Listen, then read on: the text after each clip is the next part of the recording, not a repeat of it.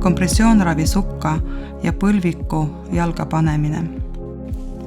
Pane käsi sukka või põlviku sisse ja haara sukka põlviku kannast kinni.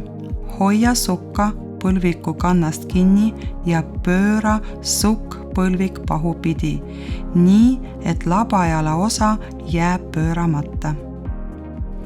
Võta sukka põlviku kannast 2 pöödlaga kinni, jälgi, et kand jääb 2 pöödla vahele.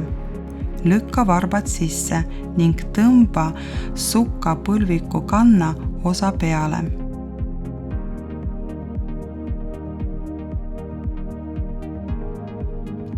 Võta sukka põlviku kanna osast kinni 2 käega ja tõmba põlvik põlve suunas 5 cm kaupa.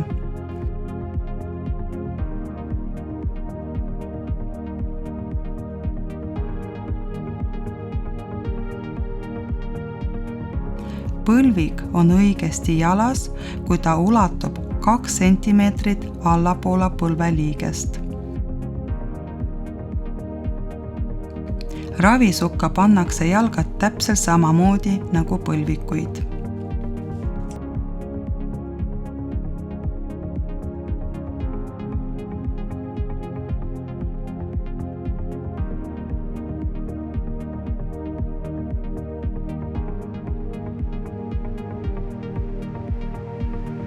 Ravisukka ülemine serv ei pea ulatuma kubemini, vaid jääb tuhara voldi kõrguseni.